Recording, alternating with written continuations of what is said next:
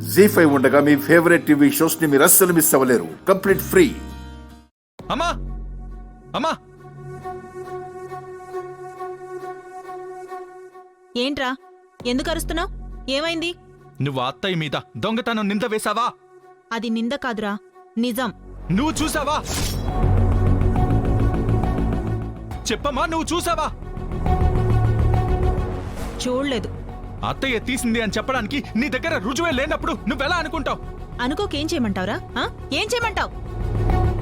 ఇప్పుడు మీ మావయ్యకి అత్తయ్యకి మాటలు లేవు. అందుకే డబ్బులు అవసరం ఉండి అడగలేక ఆ గొలుసు తీసింది. అత్త,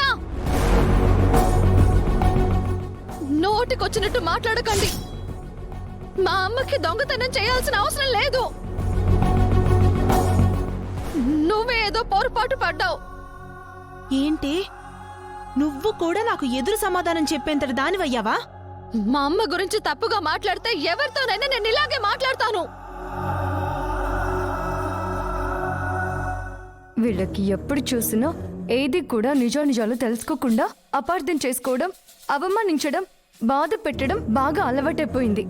ఏంటి ఎక్కువ మాట్లాడుతున్నావు? నువ్వు మధ్యలో మాట్లాడావంటే బాగోదు చెప్తున్నా. అమ్మా, తనన్న దానిలో తప్పే ఉంది. నీకు ఎప్పుడు చూసినా తొందరగా అపార్థం చేసుకోవడం అలవాటైపోయింది. మొన్న పండుగలో ఆకు నేను తీసుకుంటే తను తీసుకుంది అని నిజం తెలుసుకోకుండా తిట్టావు. ఇలా చాలా విషయాల్లో తొందర పడుతూనే ఉన్నావు. ఇప్పుడు కూడా అత్తయ్య విషయంలో తొందర పడుతున్నావు. అత్తయ్యది తొందరపాటుతనం కాదు, ముందు జాగ్రత్త. దాన్ని ముందు జాగ్రత్త అనరు, కుటుంబంలో మంటలు రేపడం అంటారు. అయినా ఎవరు ఎలాంటి వాళ్ళో తెలుసుకోలేని నీకు మాట్లాడే అర్హత లేదు. అవని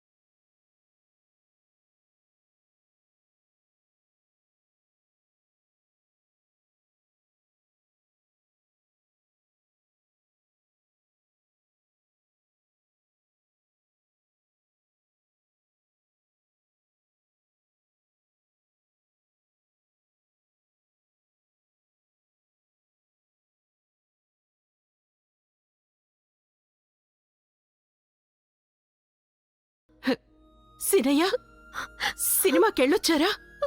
సినిమా ఎలా ఉంది బిట్టు? మొహం ఏంటి అలా అయిపోయింది?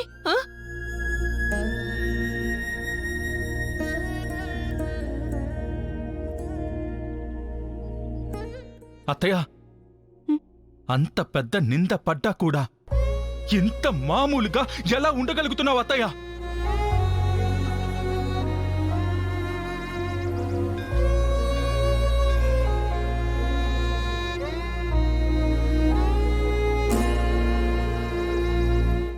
అన్నయ్య, పెద్దవాళ్ల విషయాలు పిల్లలకెందుకు?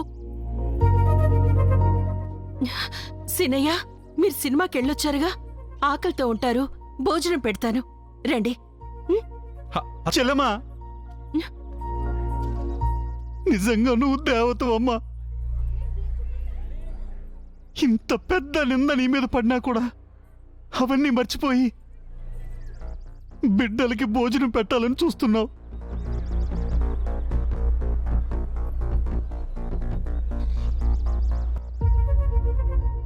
అమ్మ చెల్లెమ్మ, నీలాంటి చెల్లెలు నాకు తోడబుట్టలేదని నేను చాలా బాధపడుతున్నానమ్మా. అమ్మ చెల్లెమ్మ, ఆ రాక్షసి నా పెళ్ళం చేసిన తప్పుకి నేను క్షమాపణ కోరుతున్నాను తల్లి.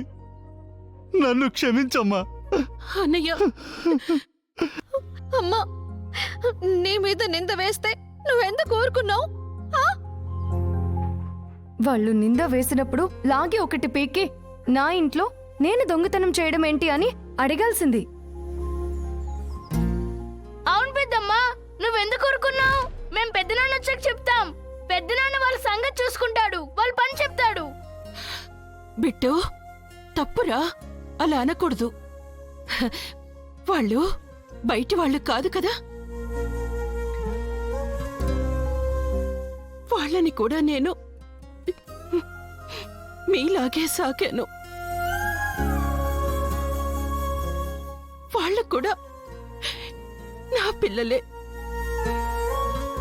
బిడ్డలు తప్పు చేస్తే ఏ తల్లైనా శిక్షిస్తుందా? ఈ రోజు కాకపోతే రేపైనా నిజం తెలుసుకుంటారు.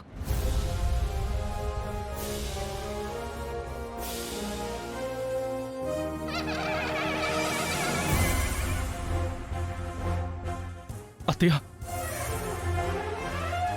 అత్తయ్య,